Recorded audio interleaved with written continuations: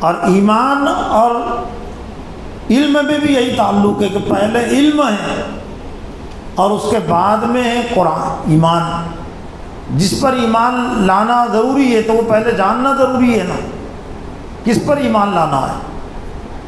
ایمان میں عقائد میں بنیادی طور سے 7 عقیدے جس کو ایمان مفصل میں جمع کیا گیا ہے۔ آمنت باللہ و ملائکتی و کتبہ و رسولہ والیوم الآخر والقدر خیرہ و شرہ من اللہ تعالی والبعث بعد الموت۔ یہ ایمان مفصل ہے نا، تفصیلی ایمان جس میں قوم اللہ پر ایمان لایا، اس کے فرشتوں پر، اس کی کتابوں پر، اس کے رسولوں پر، قیامت کے دن پر، تقدیر پر اچھی ہو یا بری اللہ کی طرف سے، اور موت کے بعد دوبارہ اٹھائے جانے پر کہ موت کے بعد ہر ایک کو دوبارہ اٹھنا ہے۔ ایمان کو بھی ہم علم کے ذریعے سے ہی سمجھ سکتے ہیں، اور قرآن مجید کی ایک آیت سورہ روم کے آیت نمبر 55 اور 56 کے ذریعے سے یہ چیز واضح ہوتی ہے کہ پہلے علم ہے اور اس کے بعد ہے ایمان۔ وَيَوْمَ تَقُومُ السَّاعَةُ يُقْسِمُ الْمُجْرِمُونَ مَا لَبِثُوا غَيْرَ سَاعَةٍ كَذَلِكَ كَانُوا يُؤْفَكُونَ وَقَالَ الَّذِينَ أُوتُوا الْعِلْمَ وَالْإِيمَانَ لَقَدْ لَبِثْتُمْ فِي كِتَابِ اللَّهِ إِلَى يَوْمِ الْبَعْثِ فَهَذَا يَوْمُ الْبَعْثِ وَلَكِنَّكُمْ لَا تَعْلَمُونَ۔ اور جب قیامت قائم ہوگی تو جو نافرمان ہیں وہ قسمیں کھائیں گے کہ ما لبثوا غیر ساعۃ، قیامت کے دن کے مقابلے میں دنیا کی زندگی ان کو ایسے لگے گی گویا کہ ایک ساعت، ایک گھڑی دنیا میں وہ ٹھہرے، جبکہ دنیا میں وہ کئی سال رہے۔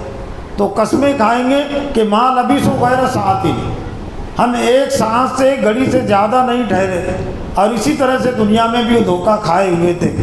وقال الذین اوتوا العلم والایمان، لیکن اللہ نے فرمایا کہ جن لوگوں کو علم اور ایمان دیا گیا تھا، میں نے جس غرض کے تحت یہ آیت لایا وہ ترتیب کو واضح کرنے کے لیے کہ قرآنی لحاظ سے بھی پہلے علم کی ترتیب ہے، بعد میں ایمان کی ترتیب ہے۔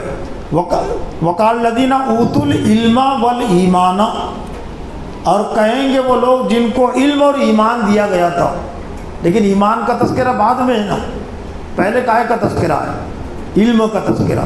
علم سے انہوں نے ایمان کو جانا ہے، تو جن کو علم اور ایمان دیا گیا تھا تو وہ کہیں گے لقد لبثتم فی کتاب اللہ الی یوم البعث، تحقیق کہ تم ٹھہرے اللہ کے کتاب کے مطابق الی یوم البعث، اٹھائے جانے والے دن تک، فہذا یوم البعث، اور یہ اٹھائے جانے والا دن یعنی قیامت کے دن، لیکن تم اس کو جانتے نہیں ہیں۔ علم اور ہدایت میں بھی، اور علم اور قرآن، علم ایک طرح سے قرآن مجید کا صفاتی نام بھی ہے، جو اللہ تعالیٰ نے قرآن مجید کے نام جو قرآن میں بیان کیے تو ان میں ایک علم بھی ہے۔ یہاں 2 آیتیں میں پیش کر رہا ہوں 2 جگہوں کی، سورہ بقرہ کی ایک آیت نمبر 120 اور ایک سورہ آل عمران کی آیت نمبر 61۔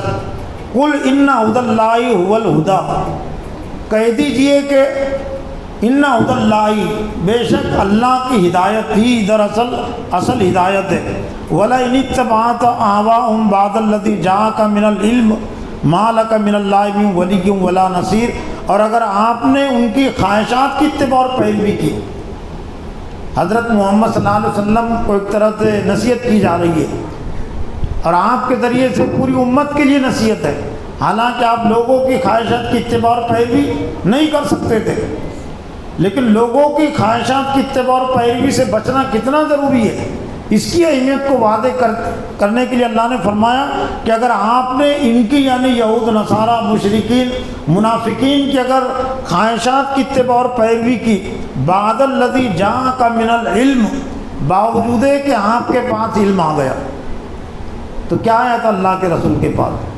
قرآن ہی آیا تھا نا، تو قرآن کو اللہ تعالیٰ نے علم قرار دیا ہے، اصل علم وہ اللہ کا کلام قرآن مجید ہے۔ تو اگر علم آ جانے کے بعد بھی اگر آپ نے ان کے خواہشات کی اتباع اور پیروی کی تو ما لک من اللہ من ولی ولا نصیر، تو آپ کے لیے اللہ کے علاوہ کوئی دوست نہیں ہوگا، کوئی مددگار نہیں ہوگا۔ تو ہر مومن کے لیے ضروری ہے کہ وہ قرآن مجید کی اتباع اور پیروی کرے، لوگوں کی خواہشات کی اتباع اور پیروی سے بچے۔ اور پھر سورہ آل عمران کے آیت نمبر میں بھی اللہ تعالیٰ نے قرآن مجید کو علم کہا ہے، علم قرار دیا ہے۔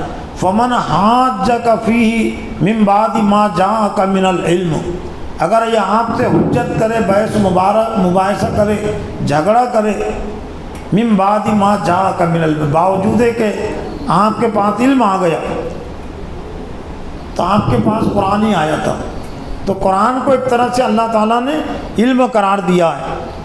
پھر قرآن میں اور علم میں جو تعلق ہے، پہلے علم ہے، بعد میں ایمان ہے۔ سورہ بقرہ کا جو آخری رکوع ہے، اس آخری رکوع سے بھی یہ چیز واضح ہوتی ہے۔ سورہ بقرہ کے آیت نمبر 285، آمن الرسول بما انزل الیہ من ربہ والمؤمنون کل آمن باللہ وملائکتہ وکتبہ ورسلہ لا نفرق بین احد من رسلہ وقالوا سمعنا واطعنا غفرانک ربنا والیک المصیر۔ آمن الرسول، رسول ایمان لائے، کس چیز پر ایمان لائے؟ بما انزل الیہ، جو ان کی طرف نازل کیا گیا۔ تب گویا کہ ایمان کا اصل مقصد کیا ہے؟ ایمان میں اول چیز کیا ہے؟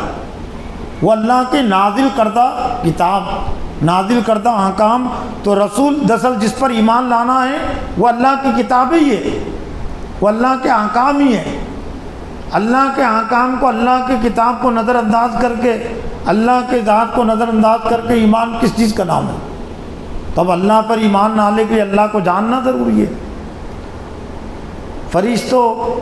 فرشتوں کو جاننا ضروری کہ فرشتے ہے کون، کتابیں ہے کیا، آخرت ہے کیا۔ تو آمن الرسول بما انزل الیہ من ربہ والمؤمنون، رسول سے مراد ہے حضرت محمد صلی اللہ علیہ وسلم۔ رسول ایمان لائے جو ان کی طرف نازل کیا گیا ان کے رب کی طرف سے، والمؤمنون، اور ایمان والے بھی، جن میں اولین طور پر صحابہ تھے، اور ہم بھی ایمان والے ہی ہیں نا۔ تو گویا کہ ایمان والوں کو بھی کس پر ایمان لانا ہے؟ وہ اللہ نے جو نازل کیا۔ کل آمن باللہ، تمام ایمان والے بھی ایمان لاتے ہیں اللہ پر، وہ ملائکتہ، اس کے فرشتوں پر، وہ کتبہ، اور اس کی کتابوں پر، وہ رسولہ، اور اس کے رسولوں پر، لا نفرق بین احد من رسلہ، اور وہ کہتے کہ ہم تفریق نہیں کرتے اس کے رسولوں میں سے۔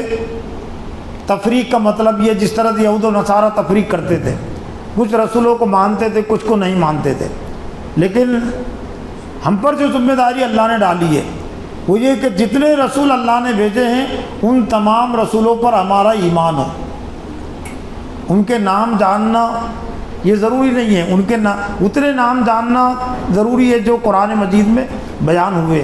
1 لاکھ سے زیادہ انبیاء آئے، 1.25 لاکھ کے قریب۔ ایک روایت میں ان کی تعداد 1,24,000 کی بھی ملتی ہے، لیکن قرآن مجید میں جن نبیوں کے ناموں کا تذکرہ ہے وہ صرف 25 انبیاء ہیں جن کے کچھ ناموں کا تذکرہ اور کاموں کا تذکرہ ہے۔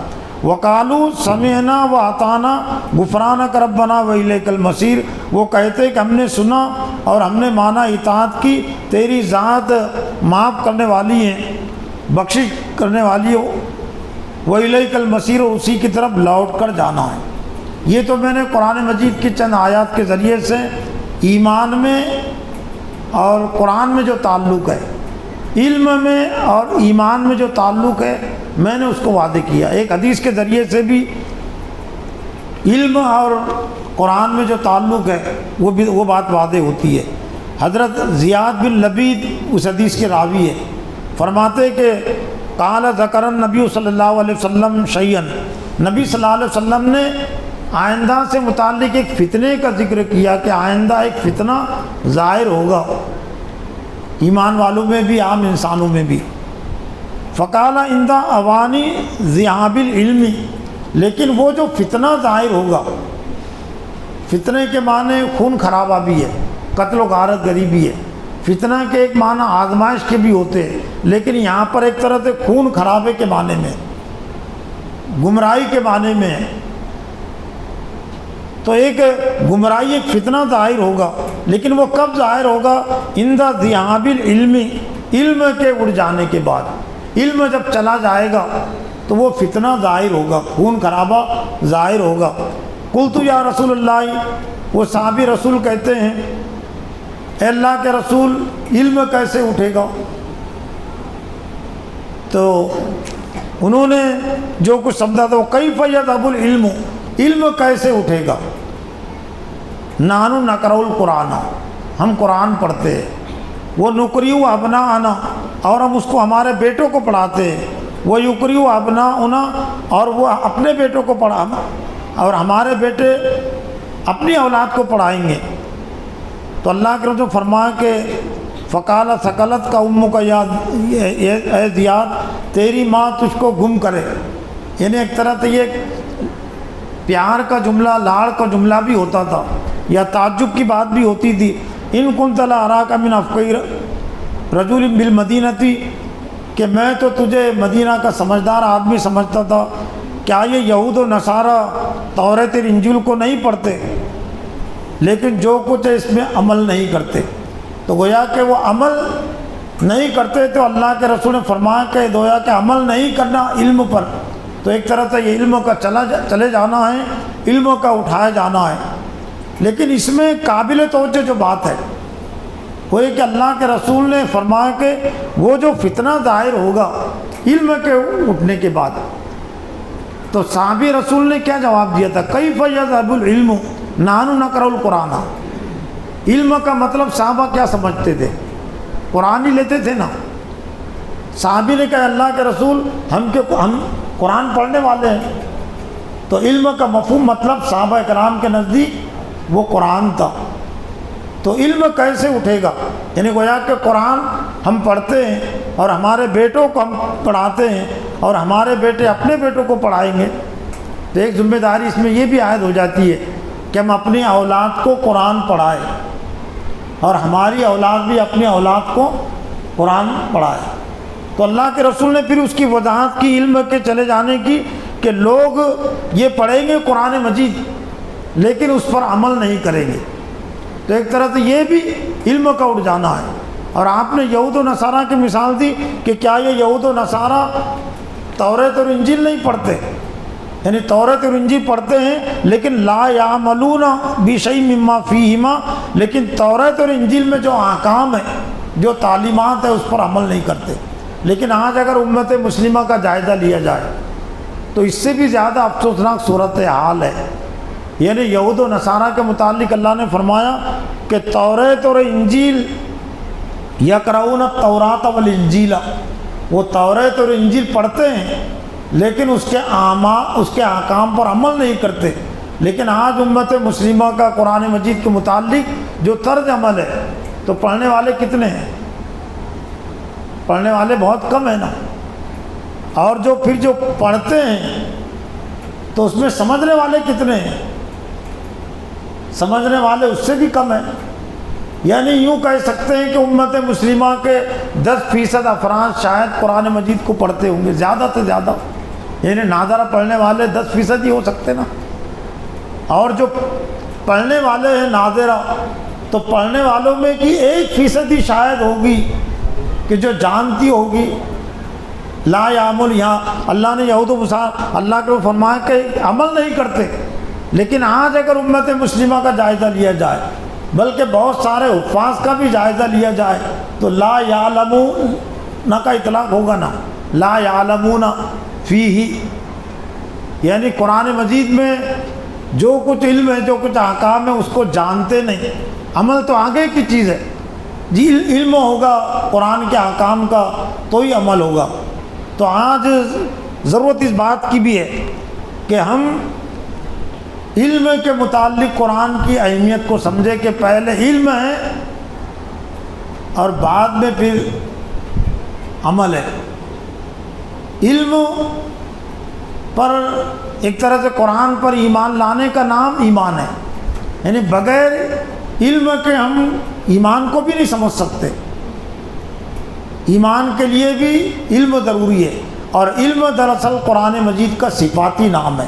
اصل علم وہ اللہ کا کلام قرآن مجید ہے، اور اسی علم سے ایک طرح سے ہمارا تعلق رشتہ قائم ہو تو یہ دارالعلوم اشاعت القرآن کا ادارہ قائم کیا گیا ہے، تاکہ قرآن کو ہم اپنے اندر جمع بھی کریں اپنے ذہن اور دماغوں میں، اور پھر اس کی اشاعت بھی کریں۔ اشاعت کہتے پھیلانے کو، اپنے عمل کے ذریعے سے بھی اور اپنے قول کے ذریعے سے بھی۔ تو یہ چند باتیں میں نے میری اپنی تذکیر آپ کی تذکیر توجہ کے لیے رکھی۔ اللہ تعالیٰ سے دعا ہے کہ اللہ تعالیٰ مجھے بھی اور آپ کو بھی علم کے حوالے سے، ایمان کے حوالے سے قرآن مجید کی اہمیت کو، اس کی عظمت کو سمجھنے اور اس کے تقاضوں کو پورا کرنے کی توفیق عطا فرمائے۔ وآخر دعوانا الحمد للہ رب العالمین۔